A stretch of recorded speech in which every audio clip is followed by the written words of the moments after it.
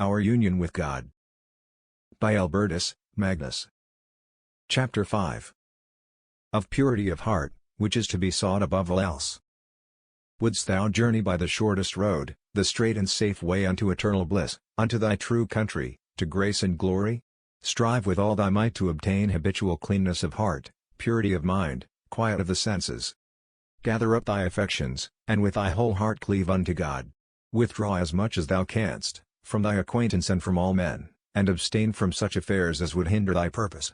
Seek out with jealous care the place, time, and means, most suited to quiet and contemplation, and lovingly embrace silence and solitude. Beware the dangers of which the times are full, fly the agitation of a world never at rest, never still. Let thy chief study be to gain purity, freedom, and peace of heart. Close the doors of thy senses, and dwell within, shutting thy heart as diligently as thou canst, against the shapes and images of earthly things. Of all the practices of the spiritual life, purity of heart stands highest, and rightly, for it is the end and reward of all our labors, and is found only with those, who live truly according to the Spirit, and as good religious.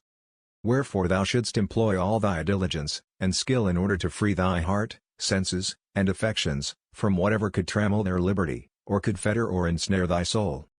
Strive earnestly to gather, in the wandering affections of thy heart, and fix them on the love, of the soul and pure truth, the sovereign good. Then keep them, as it were, enchained within thee. Fix thy gaze unwaveringly upon God and divine things. Spurn the follies of earth and seek to be wholly transformed in Jesus Christ, yea, even to the heart's core. When thou hast begun to cleanse and purify thy soul, of earthly images, and to unify and tranquilize thy heart and mind, in God with loving confidence, to the end that thou mayest taste and enjoy in all thy powers, the torrents of His good pleasure, and mayest fix thy will and intelligence in Him, then thou wilt no longer need to study, and read the Holy Scriptures, to learn the love of God and of thy neighbor, for the Holy Spirit Himself will teach thee.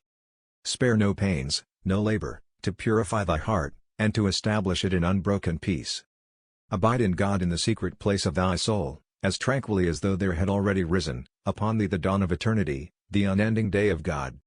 Strong in the love of Jesus, go forth from thyself, with a heart pure, a conscience at peace, a faith unfeigned.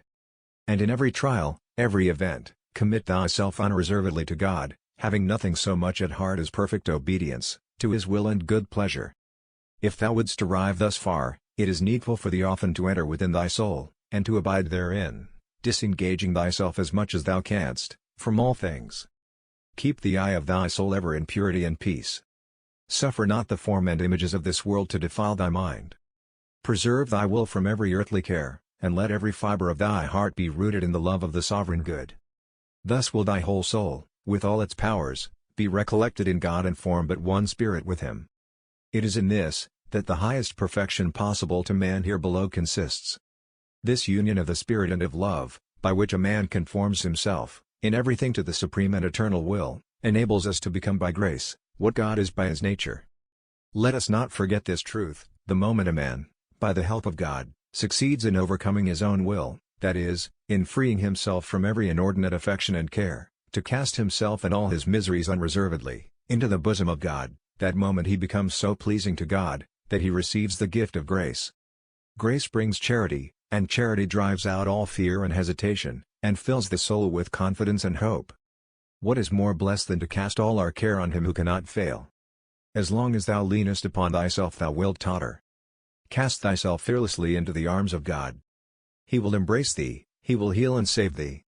If thou wouldst ponder often upon these truths, they would bring to thee more happiness, than all the riches, delights, honors, of this false world, and would make thee, more blessed than all the wisdom, and knowledge of this corruptible life, even though thou shouldst surpass all the wise men, who have gone before thee.